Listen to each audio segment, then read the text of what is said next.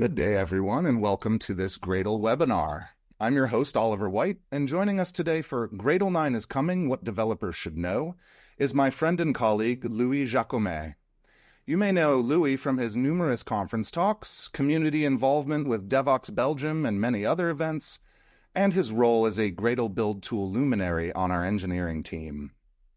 Today we look into what developers should know about the upcoming release of Gradle Build Tool 9.0, which broadly will focus on scalability, like making builds and tests as fast as possible, even for massive projects, as well as comprehensibility, so making Gradle easier to adopt and use for teams of any size and skill level. While we wait for folks to get settled with their drinks and popcorn, just a few housekeeping items to go over.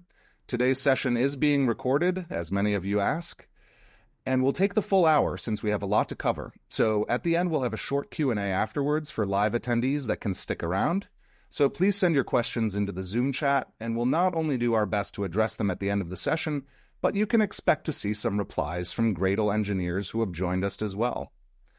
Second, DPE University. If you haven't heard about it yet, then we encourage you to check out our 10 free self-paced courses, which include certificates upon completion, covering Gradle, Maven, Develocity, and Developer Productivity Engineering, also known as DPE. If you just search for DPE University on Google or Bing, you'll find everything there.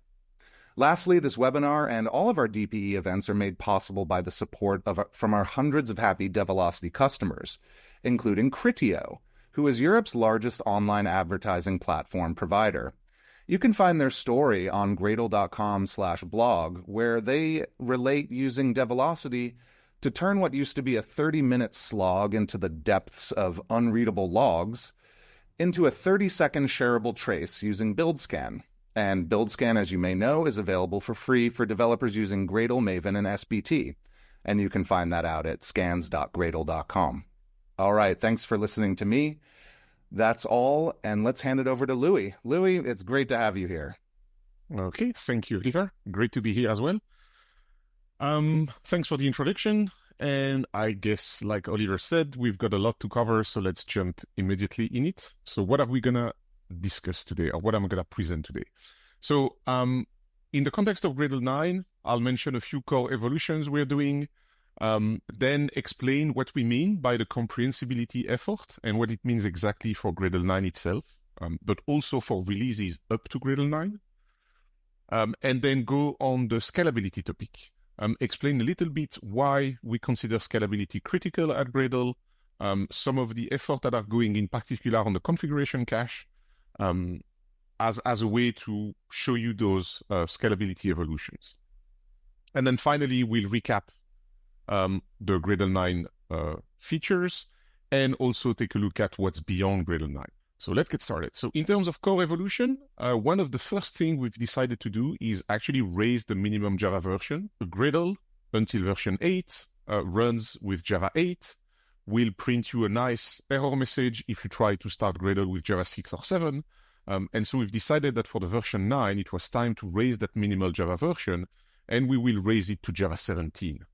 We believe that the adoption of Java 17 and the fact that it's a long-term support release are a good new baseline, effectively, for running Gradle. To be clear, this doesn't mean that you cannot do anything with older Java versions. You will still be able to use Java 8 and above for compiling, running tests, executing your application code, and things like that, effectively for the whole workers ecosystem in Gradle. But for running the main Gradle build, you will be required to use Java 17. Then, in terms of the Kotlin DSL, we're moving forward with adopting the Kotlin 2.0 language level. So Kotlin 2.0 is already released, but due to the changes of raising the language level, we cannot do that between minor versions. We have to wait for a major version. And so Gradle 9 will be the version where we adopt 2.0. We might actually adopt 2.1 if it's already released and stable, but the goal is clearly to go into 2.x line. And that should enable build author to actually leverage Kotlin 2.0 features in their build logic if they so desire. As an addition, we will adopt the K2 compiler. It comes with promises of better performance. We hope to be able to leverage some of that for the users in order to compile their build logic even faster than before. In terms of the Groovy DSL, so up to Gradle 8, we still embark Groovy 3.x. Once again, changing the major Groovy version has to be done with a major Gradle version because there are breaking changes on the Groovy side that will be exposed to Groovy DSL users of Gradle.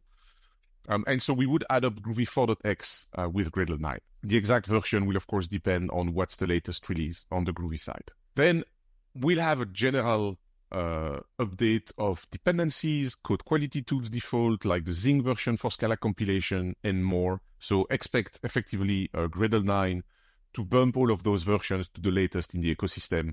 For example, just today we triaged an issue opened by a Gradle user asking to bump PMD to version 7.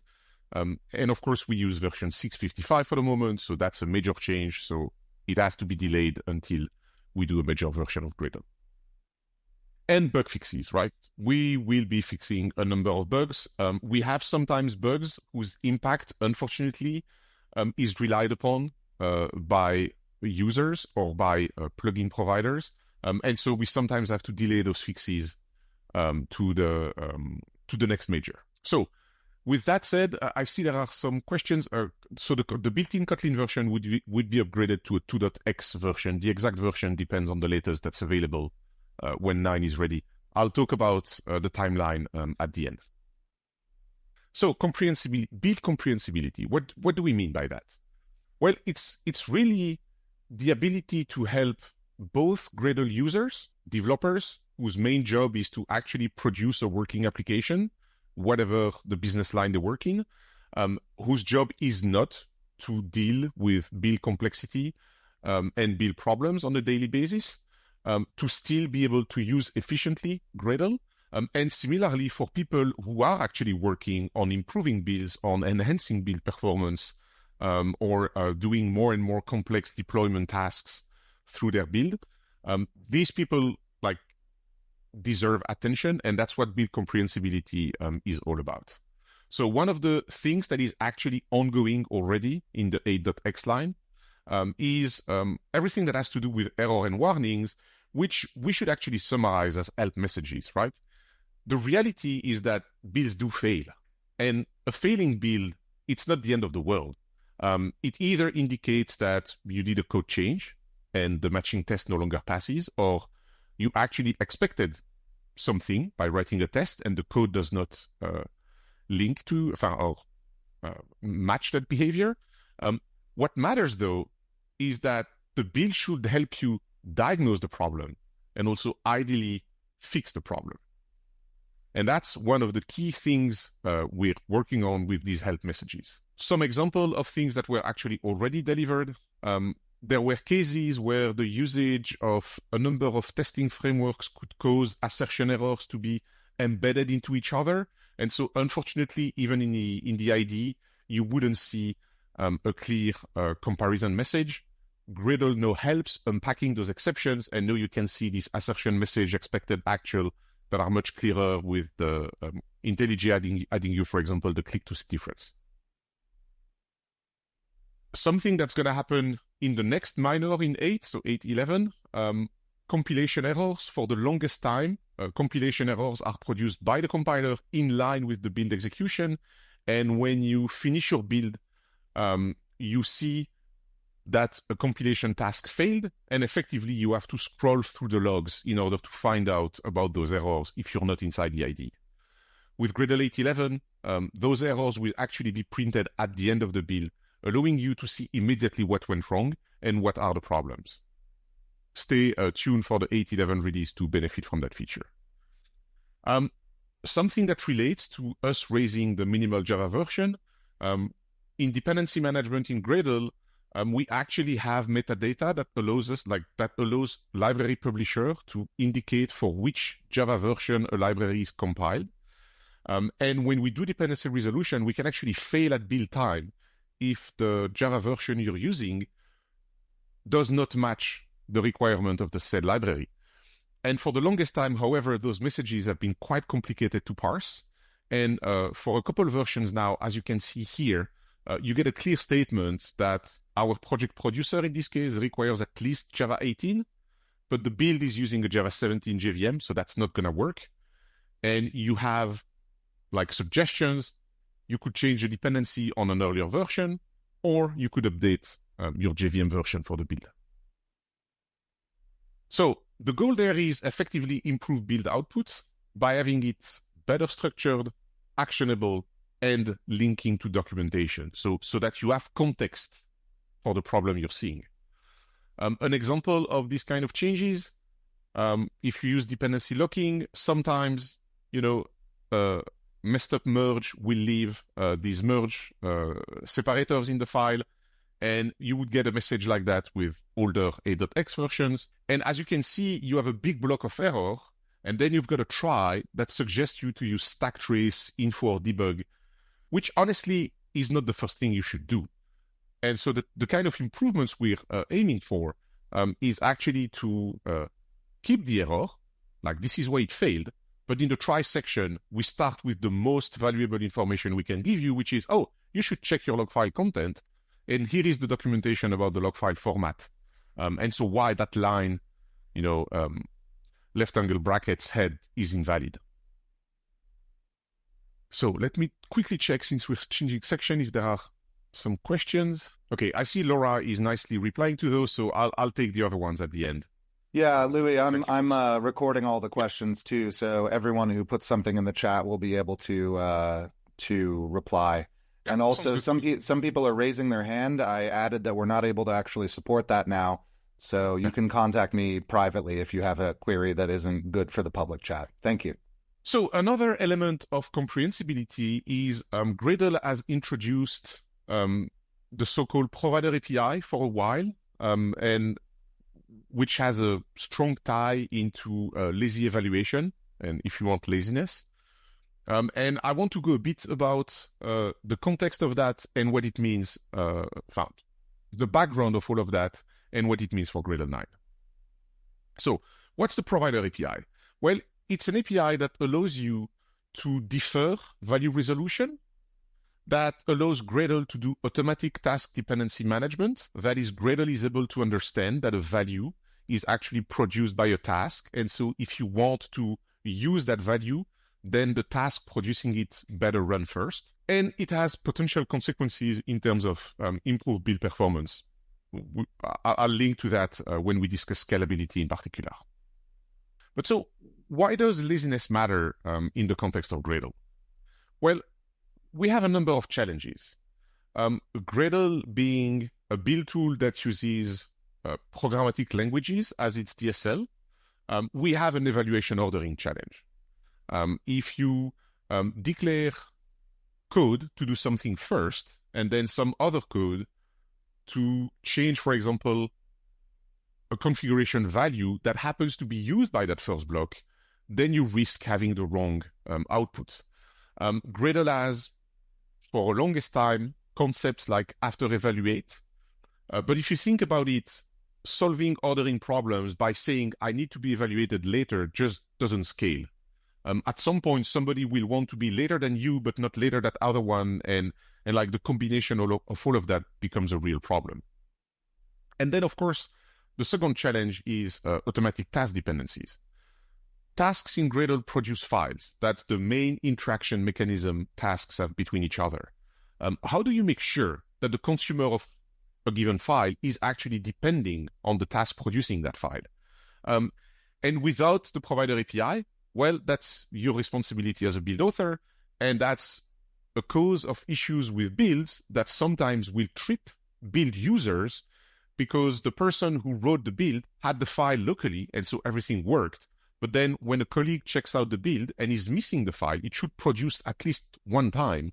Then the build fails because the build cannot find the file and the task ordering is not known to Gradle. And so the solution there is laziness. And that's what we get with the provider API. So the evaluation ordering means that in the context of the provider API, you're actually wiring and deriving values. You do not care about when they're set. And the evaluation of the value and the potential value chain is done on demand, which also means that if the task does not run, no need to evaluate any of the values. So in terms of execution ordering, tasks can have output properties pointing to the directory, the files, what they produce on disk. And if you use that as an input to another task, then Gradle can track those task dependencies automatically. And that means that immediately wiring the result of the compilation task to be the input of the jar task does not require you to create that explicit dependency. It becomes implicit through that effect. And if you have logic in your build that requires the jar output, then by grabbing that output from the jar task, you effectively declare that task dependency. I'll have a couple examples coming up. And finally, the performance impact. Because we have the lazy computation, because you can use that as task input, we only need to execute that computation if the task executes. Patterns in Gradle have been sometimes to do expensive work. Not patterns, but like usage in Gradles have been sometimes to do expensive work as part of the configuration phase so that the value is ready when the task executes. What you can do with the provider API is actually indicate that that computation needs to be done isolated from the execution. However, you give also Gradle the opportunity to never execute that computation if the task does not run. For example, why would you compile code if we need to clean? Of course, compilation is properly wired from the get-go, but you get the idea. So what does that mean? Well, let's take a look at a quick example where we have two tasks, a producer and a consumer. Our producer produces some file and the consumer intends to do something with that file. The first thing we do here is register both tasks in whatever order. They're just task definition. And then we start saying, oh, by the way, my consumer, its input file, should be the output file of the producer. And all of these APIs use the functional approach. And so we flat map it because we actually have the producer is a task provider and not a real task. And so we want to not have, delayed evaluation included in each other, and we just need a single delayed value. Then on the producer side, we've not yet configured where the producer will output its file, and we do that next. If we were eagerly evaluating those information, then the input file of the consumer would point to an unknown location. Now, because we use the provider API, we can actually set the output file location after the fact of wiring it into the input file of the consumer. And then the last thing we do is we actually change that layout build directory location because we need to have a different setup. And the fact that we do that last, once again, is not a problem because none of those values have been computed as part of the configuration. They will only be computed when the different tasks do really execute. And of course, my producer flat map IT output file in the consumer will actually also indicate that the consumer cannot run if the producer did not run first. So we effectively have that depends on relationship. So there is, however, an adoption challenge. This API was added later in the lifecycle of Gradle. And so there exist a number of core tasks that do not leverage that API. There exist a number of plugins in the ecosystem that do not leverage that API. And so we have these ordering problems for the moment. But we really want to get rid of those. And doing that just for the Gradle API is actually a lot of work. What we've done so far is create an alternative in a minor release, deprecate in a subsequent minor release, and then finally do a removal in the next major. But that's actually a disruptive cycle and also a very long cycle. And if we were to do the around 600 remaining properties, it would take us years. And also, there is a downside in a way to a world where both the plain properties and the provider API coexist, is that it's kind of awkward to bridge them where one is used and the other is used in another part of the build logic. And so in short, that approach we decided doesn't scale. And so one thing we're aiming for with Gradle 9 is the provider API migration. Do a large-scale migration of the Gradle APIs. Support that with automatic conversion for plugins. So that is a plugin, a binary plugin compiled and against a Gradle 8 API will be able to actually target the provider API evolved properties of these core Gradle configuration elements. Of course, it requires polishing the provider API itself. It means we're using it a lot more than we used to, and so we found some features and some needs for polishing the API itself, and so we take that opportunity again with a major of doing that. However, and that's a bit of a call to action for anyone out there who's actually a plugin author, it does not resolve the adoption by community plugins. So we will still want community plugins to start moving towards the provider API as the right way to do things, because it simplifies consumption of your plugin by build. So that was it for the comprehensibility side of things. Let's look at scalability. So in terms of scalability, what do we mean by that? Well, we've got a guiding principle, which we express that way. The overhead of the build tool should be proportional to the impact of the change. If I change a single line of code in the implementation of a method, that is a non-ABI change. There is no reason to recompile any code outside of the module I'm actually changing.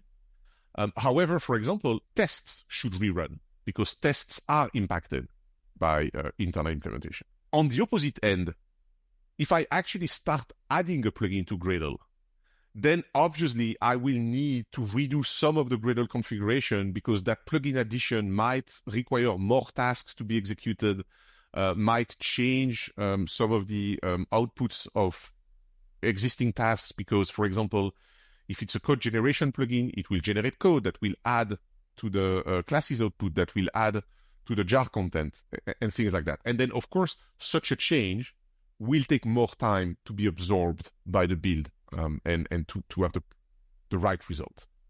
How do we approach prioritizing scalability? Because one of the challenges of scalability is that it is tied to use cases, and that's exactly what we do. And so we have a couple different scenarios, like high level. There is what we call the inner developer loop, code, build, and test. That's what you do as developers on your machine, right? You're iteratively changing the code and evolving your application. There's also an outer developer loop. Like you need to resync that whole project in your IDE so that you get content assist and the different latest AI features that are promised by those providers. There is a whole part of integration. You have CI/CD environments where the code is built, where your pull request is validated and merged, and those currently come in two very different fashion: a stateful and an ephemeral approach. And so what we do at Gradle when we talk about scalability is also look at what are the benefits of a given feature based on these different use cases. And if you think high level, what is actually a Gradle build? Well, a Gradle build is a number of things. So first of all, Gradle runs on the JVM. That means it has some startup cost. Gradle even runs on more than one JVM. You have the launcher and then you've got the daemon. The benefit of that is that once you've got a daemon running, it can actually be warm and jittered and more performant, but you still need to start that small launcher. Then after that, Gradle needs to figure out, okay, you've told me that you want to build the application. What does that mean? Which tasks need to execute? That's the configuration phase. Gradle will apply the different plugins, will run your build logic, and then figure out from the requested task what is the task graph that needs to be executed. And then finally, what you really care about is actually the execution. That's where Gradle will be compiling, creating jars, running tests, publishing libraries. All of that is that execution. Just as an FYI, this graph does not have the bars to scale. I could probably multiply it to an infinity of different things between the bars because there are some cases which are pathological. We have examples of builds where the Gradle startup is actually the dominating thing. And most of the builds out there, however, should have the execution phase that is dominating because usually tests are what takes the longest. So in terms of strategies, well, if we focus on performance, we have two main strategies. One of them is work avoidance. Why do something if you don't have to? That immediately moves you from a cost to almost a zero cost. And the other one is actually leverage the evolution of the hardware we're all working with daily, and that is parallelism. Like, can I do more stuff at the same time, allowing me effectively to reduce the whole clock time while potentially increasing the amount of work that ends up being done. So if we look at the state of Gradle in terms of this performance aspect, we can see that for the execution work avoidance, so that execution phase of the build that I showed you, we have things like up-to-date tasks. So Gradle, for the longest time, enforces that you have clear inputs, clear outputs, and then it can say, oh, I don't need to do anything. I already have the result. We have the same thing with output caching, except that you don't need to have the results locally. It can come from elsewhere, because it can be both local and remote, and it applies to tasks, but more than that. Artifact transforms are an example. And then, of course, we've got the whole incrementality aspect. Like having tasks that are able to run based on the delta of what changed compared to the last run. If you think about it, that's what you have with compilation tasks, for example. Java compilation is incremental, Kotlin compilation is incremental.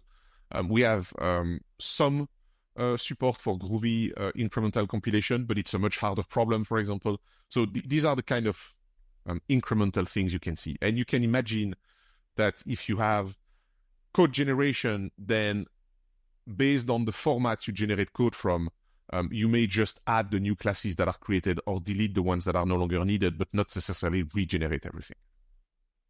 Then, of course, Gradle can be enhanced by develocity. As Oliver was saying, that's one of the reasons we can do those webinars. And so if you have develocity, you can have even better remote caching of outputs, because you can actually have cache replication, smart handling of the cache content and all of that. And you also have predictive test selection. If you do a change somewhere in your code, then the develocity model is able, with high level of confidence, to say, oh, that change does not impact any of those like tests. And so instead of running 100 tests, we're only going to run 40 of them and still have a high level of confidence that the change was correct or properly covered by test. If I go back to the parallelism, well, what we see here is parallel task execution. So Gradle has had a -- parallel option for a while, which is not activated by default. That's mostly due to the fact that Gradle, through its history, has a lot of mutable models. And so we cannot guarantee from the outside that it is safe to execute your tasks in parallel. And so it's an opt-in. Gradle also offers the worker API. If you have one task, but that can be parallelized, then you can divide that work using the worker API. And that means that inside your single task execution, you will actually leverage multiple Gradle workers to perform your work faster. And then again, for the longest time, we've had parallel test execution.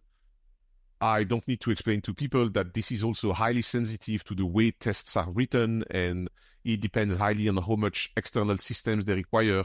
But some tests are highly parallelizable, others are not. Once again, that's an option that you can leverage. And finally, on the parallelism with develocity, we have that test distribution feature that allows you to run part of your tests on a pool of agents that are dedicated for that.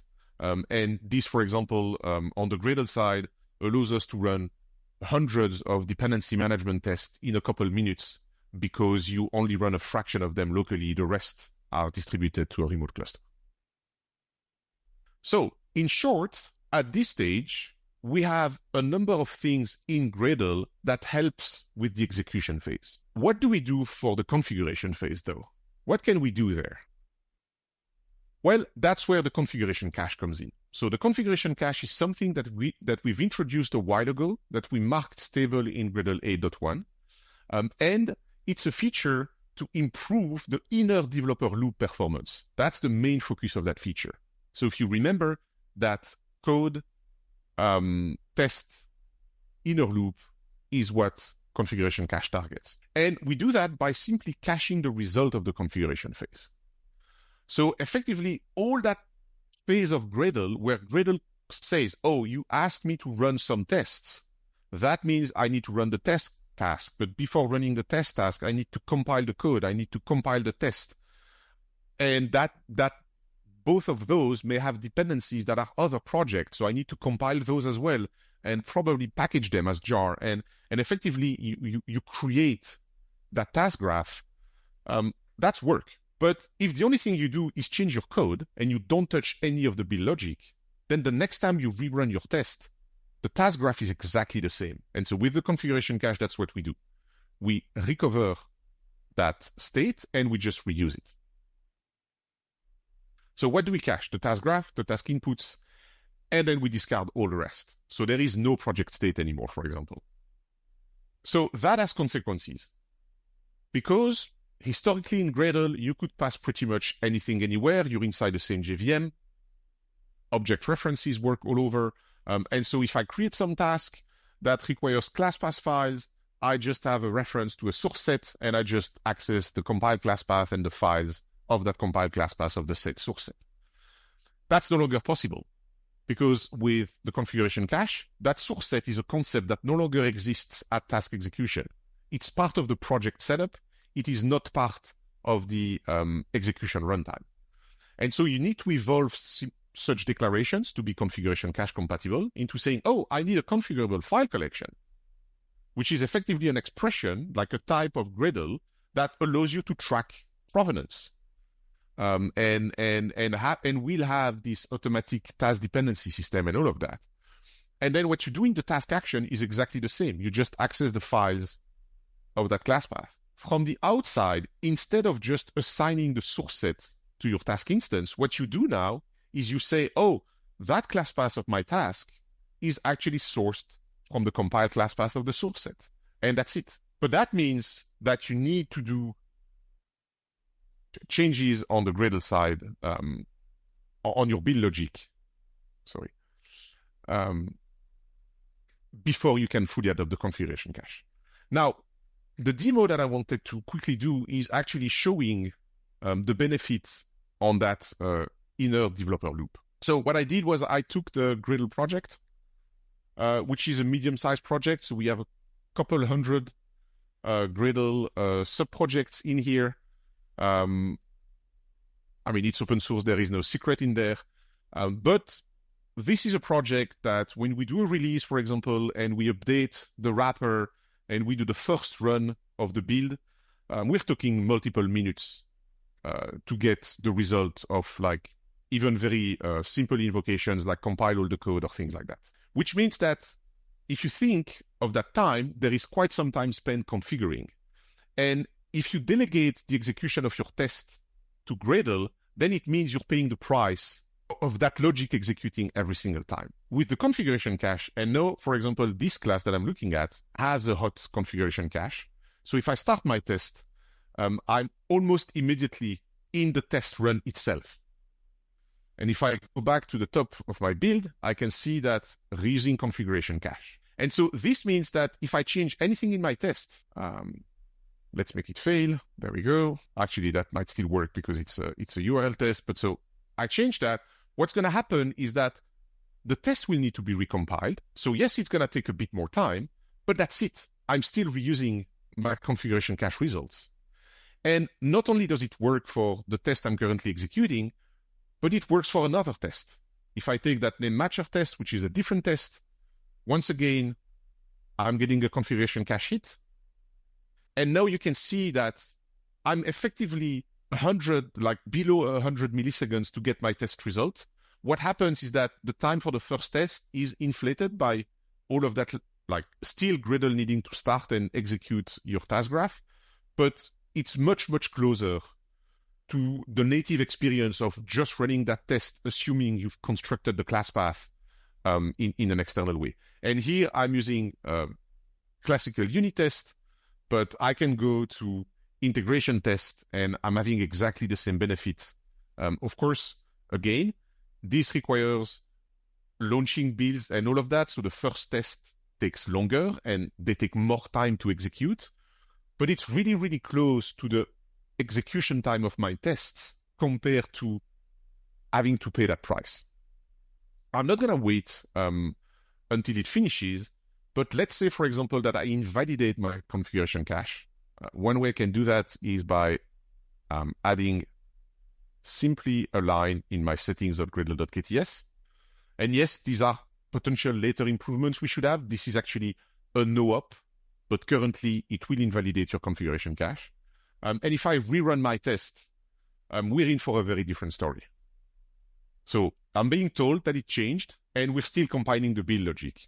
The reason I'm using the settings change is because that's the worst you can do, because I'm effectively invalidating the whole scripts and all of that needs to be recompiled. And so you can see, like, yeah, we're going to be busy for a while. So that's to give you an idea of the benefit of the configuration cache. This is the inner developer loop, and this is what you get if you manage to enable it on your project. You really completely make that upfront cost disappear. So let me continue. But that's not all. The configuration cache has actually additional benefits. Because we force you to not rely on the mutable Gradle models, we actually have isolated the inputs of the tasks. And so we can now guarantee that tasks that are configuration cache compatible do not share undue states. And that means that we can enforce parallelism. And so remember I told you that -- parallel was an opt-in? Well, if you use the configuration cache, -- parallel comes in by default, but not only does it allow tasks from different projects to run in parallel, it actually allows tasks from the same project to run in parallel if they don't have dependencies. And you'll get also the benefit of reduced memory usage, because when you get a configuration cache hit, none of the configuration phase code had to run. That means none of that had to be loaded in memory and executed. We only restore the state to execute the task graph. Can I use it on your build? Well, it depends, but you should. You may have to refactor custom build logic. Most widely used, I'm missing a word here, sorry, out there are already compatible, but if you have in-house plugins or exotic plugins, you may need to evolve them. You can always selectively declare incompatible tasks. That allows you to effectively say, hey, our build should be mostly configuration cache compatible, but if some task gets into the graph, don't try, because we know it's not compatible, and then Gradle will just execute normally, not attempting to isolate and save a configuration state. And one thing that I want to stress is that doing what the configuration requires is actually applying best practices, because this is what will allow us to continue improving the scalability and the performance of Gradle, because you no longer access and mutate states in uncontrollable ways. Okay, so let's take a look at what this means for Gradle 9 purely. So that's a recap of our objectives. We want to do a number of core updates. We have comprehensibility and scalability. In terms of core updates, Kotlin Language 2, the K2 compiler, Groovy 4, tools and libraries update, many bug fixes and improvements, and also that bump to Java 17. In terms of comprehensibility, that provider API 1.0, so that we have a feature complete for supported use cases, which also should help its adoption in plugins. Then the migration itself, where the goal are twofold. One is guarantee some binary compatibility migration path for third-party plugins. So if you have a plugin that was compiled against, let's say, Gradle 8.10, it should work against Gradle 9. And then a source compatible path for local build logic. So that you would have to, it would be recompiled anyway, because we recompile the whole build logic whenever you update Gradle, but normally it should recompile without additional effort in most cases. We already know that we will not be able to support 100% of the cases, but we will do our best to clarify what are the supported cases and what are the unsupported ones. And then that problems API, this is what powers all of these help message improvement I've shared. And one thing that's really huge is that this is actually a public API. And so we hope that plugin authors will adopt that, and that will give them the ability to report structured errors, structured warnings, or even deprecation messages to their users to allow them to understand better when things go wrong. In terms of scalability, we will not turn on the configuration cache by default. We discovered that unfortunately has consequences in some specific use cases, but the consequences are kind of invisible. That is, there are cases where your build will not fail, but what it creates is no longer what you had with the previous version. And we think that's a strong enough reason to not push it just yet. However, we will start recommending it, like Gradle started recommending the daemon when it got added years ago. We have plans to make that recommendation smarter and smarter so that if Gradle can figure out that your build is compatible, then it will strongly recommend you to opt in.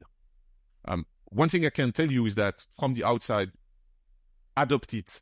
The day it was stable enough to have the toolchain working properly, like I showed you in my ID, that was a game changer in terms of my local development loop. And we would add a deprecation warning if it's not enabled in later 9.x releases, probably moving to a removal of non-configuration cache support for a later major. The current timeline, Q1 2025 for the release. That's the tentative timeline. As you all know, this is software. This can change. We may discover things that are important enough that we delay a bit the release. So yeah, stay tuned for that. You can always monitor our Gradle roadmap. I've got the link in the slide. You'll be able to get the slide later on. But otherwise, you can remember roadmap.gradle.org, and it goes to a nice community page that has then a link to this board. So, is that all we're doing, though? And should I stop here? Well, I decided not to. I think it's worth mentioning some of the later features that will be coming and some of the current investigations we're doing. So one thing, if you think about the configuration cache, is its limitations. What about the work of the build engineer? Like I displayed that the time was vastly increased if I change my settings.gradle.kts. If your daily job is to actually edit build logic, then I'm effectively like the configuration cache will not help. Most of the time, you will be waiting for your configuration phase to run. But even as a software engineer, I do dependency upgrades. I add a test category and need one more test task, or I change the configuration of the test task because we changed the application. It used to run with 200 megs of memory, and now it needs 300. Those changes impact that cycle. When that happens, we still want to provide a best-in-class experience. And so in the case of a cache miss, we need the configuration phase to run. But if we did not share mutable state between projects, like the configuration cache imposes between tasks, then we could run in parallel, following the hierarchy of projects, because there is relationship between parent and children projects, and also potentially cache incrementally subgraphs where no changes happen in terms of their configuration. And so that's what we called isolated project. The current status is that we're in alpha experiment. It's on top of the configuration cache. It will be interesting for early adopters in the coming months. And right now, our main focus has been to actually speed up the ID experience. So if you remember, we go somewhat into the outer developer loop when they start synchronizing their project in the ID to get the latest in terms of project configuration. Another major initiative that we started is declarative Gradle. And that's been driven by experience from users in large corporations, by experience from partners, and for example, like the tooling providers on top of Gradle, so the ID vendors. And it shows that when we have code constructs in the software definition, it makes it hard for software developers to work with the build. Because if you have methods, conditional expressions, in a runtime, because that's what Gradle is. Gradle is a runtime for your build that you do not master, then it's hard to interact. It's hard to understand that in order to update that dependency definition, you should really go to that line and change only these 4 characters and ignore all the rest. Like there is lots of noise, lots of cognitive overhead that you have to handle. But also it makes actually tooling harder, like refactoring, suggesting changes, automated changes. And so with declarative Gradle, what we aim for is a clear separation between the software definition from the build logic. So to be very clear, Gradle will remain flexible and extensible the way it is today. However, you will have the option to present a restricted DSL that only allows for assignments and not random build logic. And that should effectively separate what is my software versus how is my software built. So that's the declarative configuration language. We would want to raise abstractions so that you can identify the software type you're building. When you apply the Android plugin contains all the different options, both for writing an Android library and for writing the Android application endpoint. And so by having a higher abstraction, that's an Android library, that's an Android application, we can also reduce the configuration area. And a very, very important goal is the tooling. We want first-class ID experience. We want to give you the ability to do refactorings of your build scripts in a way that are not tied just to the language we're using, but that are also tied to the semantic meaning in the context of your specific build. It's an experimental initiative. We consider it a discovery. That means that the different steps we're taking are to confirm or infirm some statements. We collaborate on that one with Google and JetBrains. A first EAP was made available over the summer. We have a second EAP coming in October. Please take a look. Again, you can see declarative.gradle.org for more details. And give us feedback.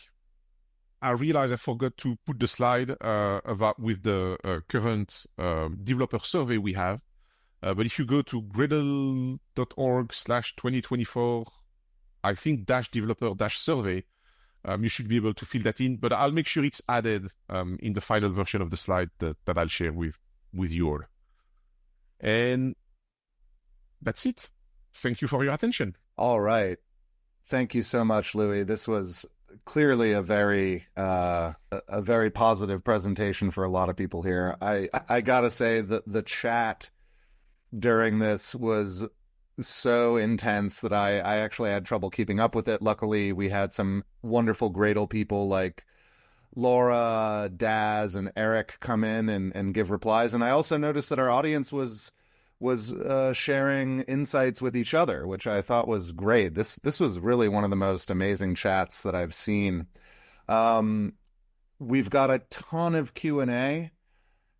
So I've done my best to consolidate similar questions into one sort of point to focus on. So let's get into it, Louis.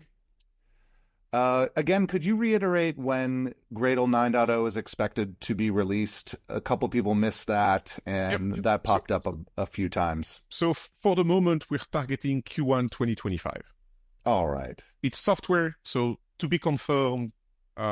This is not a date set in stone. We want the release to be the right thing. Mm-hmm. That's really the... So that's GA. When it comes to experimenting with milestones or other pre-releases to the GA, where should people go to find updates on that? We'll most likely announce that when it's the case. I know we have, but I don't think we've shared it widely yet. I know we're starting to publish some nightlies of the 9.0 version that contain these provider API migration steps. Mm-hmm. And so if you use those, you will see a lot of configuration blocks that have been migrated from the historical property-based system to the provider API. But I'm not 100% sure if it contains, for example, this binary plugin support yet. Great. So the bottom line is that folks here do not have to wait until Q1 of next year to already start to play around No, with and we certain know, things. especially for majors, we know, especially for majors, that it's important, like, and for us as well, right, to get feedback. Absolutely. I would add here that, folks, if you're not subscribed to the Gradle Build Tool newsletter, you can do that at gradle.org. That this information will certainly be coming in that from that resource. Since you just mentioned provider API, there's a couple questions on that. Jason asks whether the provider API will extend to getting the project.version. He writes, some plugins tend to put this at different points of the life cycle, and it's not deterministic to figure out when I can safely retrieve it. And that's one of the classical use cases for an after evaluate in some places. Yes, the idea is that the project, those kind of top project level things would migrate to the provider API, but it might not be simple though. So I'm not sure how it will happen, but it's definitely in scope. Well, the best things are never simple, right? Yeah. There's another question, I believe, that's related. Provider values can be, this is from Sergey. Provider values can be evaluated eagerly, not lazy, in the case of configuration cache enabled. Is that correct? No. So to be clear, the configuration, like the values in the context of the configuration cache, what the configuration cache serializes to disk is the inputs of the given task, because that's what we need to restore to run the execution graph. And so we do the evaluation of the task inputs then as part of the configuration phase. So the configuration cache kind of changes a little bit the configuration versus execution boundary in the sense that it includes resolving inputs. But one of the features that's coming up in actually 8.11 that we should release in a couple of weeks is the ability to say to the configuration cache that your project was parallel safe without like the configuration cache active for the execution phase. And if that's the case, then we will start evaluating those task inputs in parallel as well. So yes, in the sense that they're evaluated before they were evaluated in the model without configuration cache, but they're still evaluated at a safe point because the configuration phase has fully finished. Okay. I hope that answers the question. All right, moving on. Thanks, Louis. There's a question regarding error handling. Is there any guidance to debug build cache issues? I know this might involve other tooling as well, Android, Kotlin, Gradle plugins, etc., but help regarding caching issues would be greatly appreciated. And this is from Mark. So if you're talking about regular build cache issues, and you do not have access to Develocity, because Develocity will help you there, I understand it's a proprietary answer in a way. What you can do is increase the log level, and then Gradle will tell you the cache keys that it's computing, and that would allow you to say, oh, wait, I'm supposed to have the same inputs, but I'm actually seeing different cache keys on different machines. Like that's the task that has a weird behavior. But then you'll have to effectively follow that trail, because usually what's going to happen is going to realize that at a later stage in the build, and you'll have to walk back all these different participants in the chain of actions to find the first one that is effectively the one responsible for misbehaving, because suddenly you have unstable outputs. I think a couple of releases ago, that's how we discovered that some construct in Java, they made a mistake, and when you use some very specific setup with lambdas, you would get different order in the generated bytecode, which for Gradle was a problem because suddenly you have non-reproducible build outputs.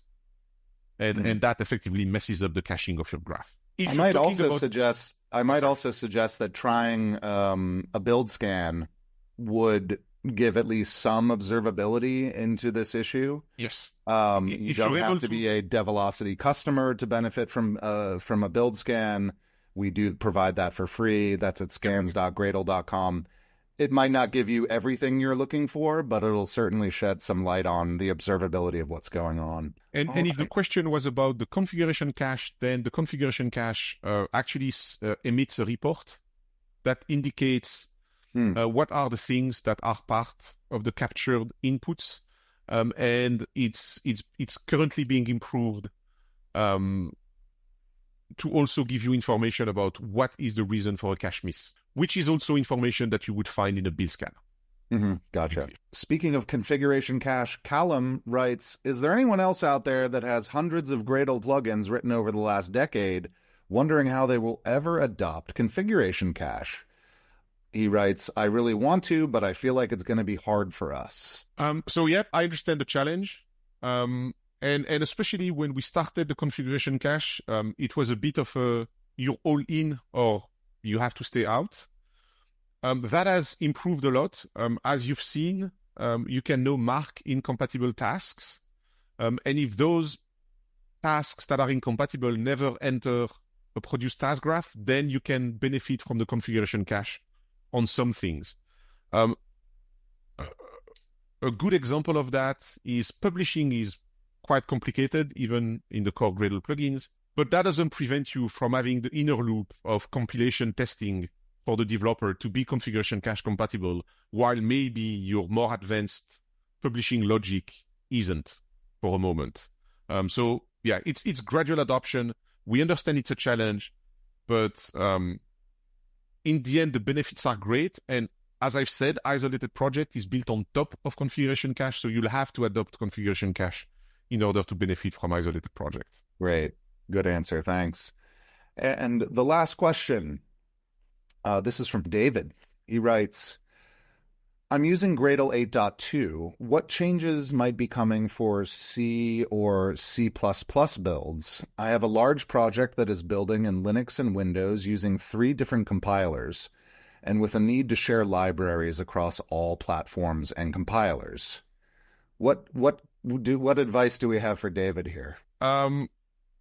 Maybe not what David wanted to hear, but in terms of focus, we are currently focused on the JVM interactions, on these scalability challenges, on declarative Gradle, and so there is no specific work done for the moment on the C++ plugins. Now, I'm saying that, and at the same time, you will see that for Gradle 8.11, a number of the C++, Swift, and other native plugins were made configuration cache compatible. And so I guess what I'm saying is that some of those will evolve in the context of the other initiatives, but there is no dedicated work to the native world for the moment. This is something that's dear to us. We hope to be able to resume that. But I can't give any kind of timeline for that. All right. Well, Louis, your presentation was very, very warmly received. Everyone had great feedback for you. I thank you for spending the time. I know you're busy. I believe we're both flying next week to DPE Summit in San Francisco, which is sold out, unfortunately. If you do want to make sure you can attend next year, it's in San Francisco. Louis will be there. You can ask him bunches of questions until he has to go write his slides for his talk. So thank you, Louis, and thanks to our audience for tuning in, and see you next time. Thank you all for your attention.